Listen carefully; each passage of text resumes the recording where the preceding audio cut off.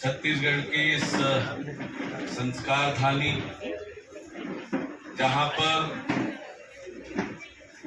चौथे स्तंभ के पैरोकार बड़ी संख्या में राजनीतिक उपलब्धियां, ऐतिहासिक विजय पार्टी को दर्ज कराई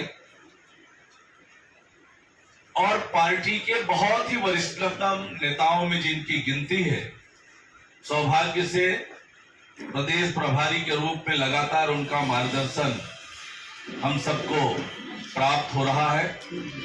और आज नरेंद्र मोदी जी के नेतृत्व के सरकार के 9 साल पूरे होने के अवसर पर जब पार्टी महाजनसंपर्क अभियान चला रही है, उस अभियान के अंतर्गत लगातार छत्तीसगढ़ के विभिन्न लोकसभा क्षेत्रों में आदरणीय ओम माथुर जी का प्रवास हो रहा है।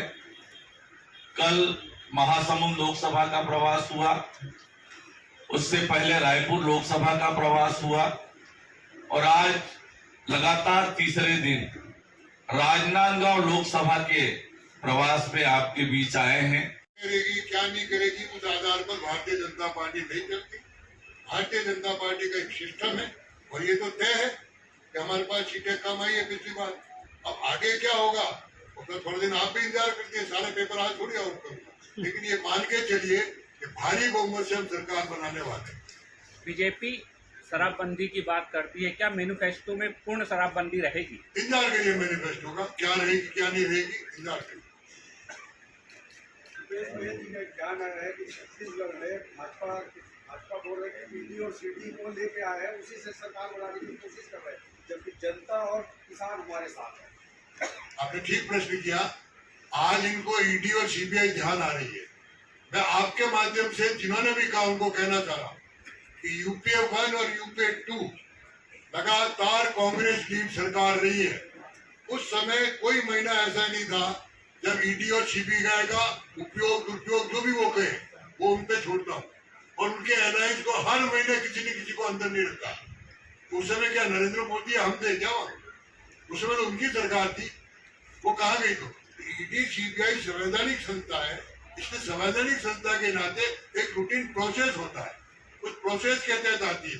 फिर मैं कह रहा हूँ वो डर क्यों रहे? अगर वो इतने पावरफुल व्यक्ति है तो ईडी और सीबीआई जी हम तो नहीं रह रहे। आप आश्चर्य करोगे, Narendra Modi ji as a CM रहते हुए सुप्रीम कोर्ट की एसआईटी ने तीनों तक लगातार इंट्रोगेशन किया, घंटों इंट्रोगेशन किया। भारतीय जनता पार्टी ने कोई आंदोलन नहीं किया। हमारे वर्तमान गृह मंत्री को क्या जेल तक डाला, हमने तो आंदोलन नहीं किया। इसलिए खाली ईडी और राग लाभ रहे। मैं कहता हूँ यूपीए 1 और यूपीए 2 में क्या किया, इसलिए पहले अपने अंदर झांके कि हमने क्या किया।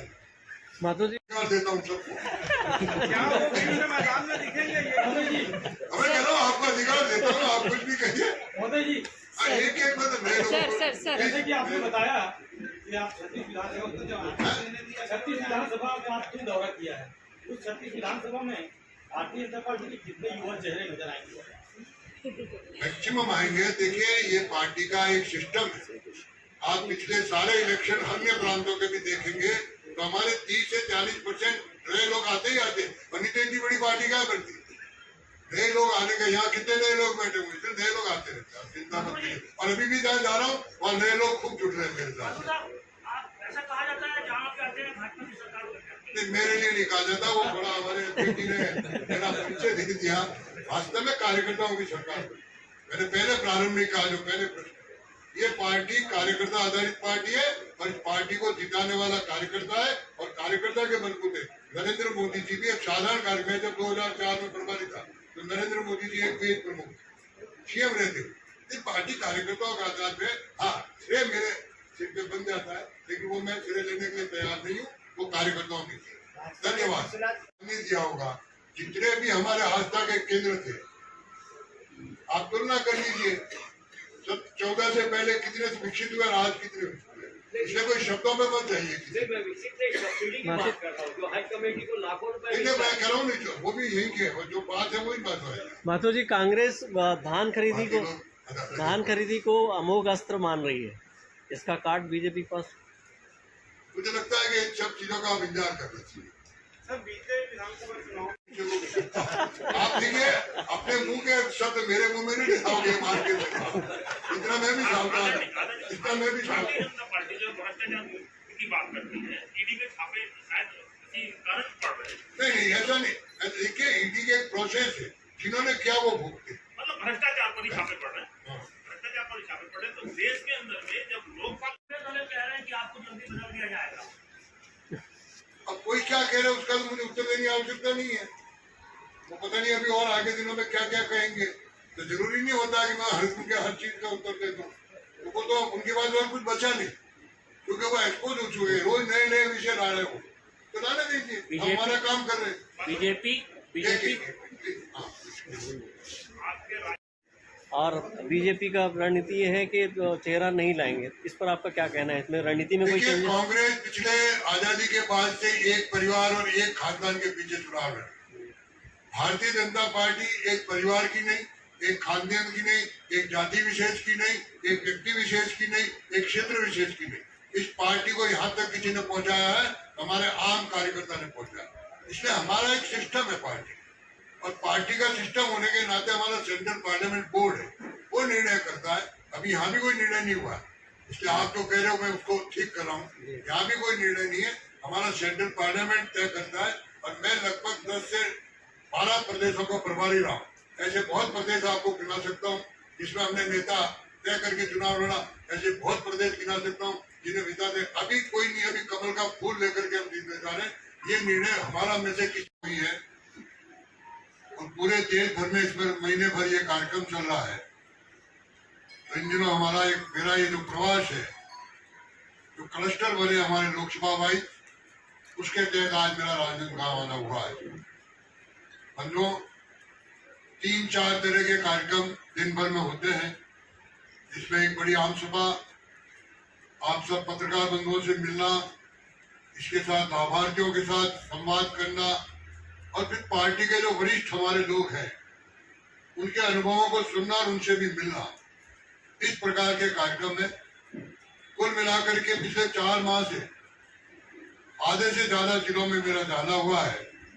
और जिस प्रकार का उत्साह का वायुमंडल देख रहा हूँ, और कल परसों की जो आमसभाएं मैंने देखी है भिन्न प्रकार की, मैं ये कह सकता हूँ कि पिछली सरकार, जो वर्तमान अभी जो सरकार चल रही है 4.5 साल से, उस सरकार के प्रति भयंकर रोष है।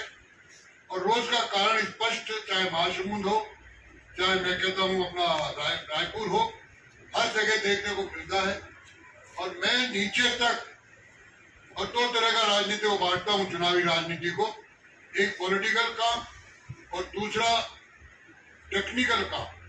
टेक्निकल काम पहले मैंने हाथ में लिया है, और इसलिए बूथ हमारा कैसे मजबूत हो, और बूथ तक की टीम में सोशल भौगोलिक इंटीग्रेशन कैसे बने, और हर कार्यकर्ता के, जैसा मोदी जी का नारा है, हर कार्यकर्ता को काम, उसके तहत प्रत्येक, चाहे वो शक्ति केंद्र हो, चाहे वो बूथ का हमारा मेंबर हो, या चाहे वो जिला का पदाधिकारी हो, हर एक को कोई न कोई काम छोटी बैठक में बांटना, और उस निमित्त मेरा प्रवास हुआ रहा। और निश्चित रूप से आने वाले समय में हम भारी बहुमत से सरकार बनाने वाले हैं। ये मुझे कहना था, आपका कोई प्रश्न का प्रभाव मिला है,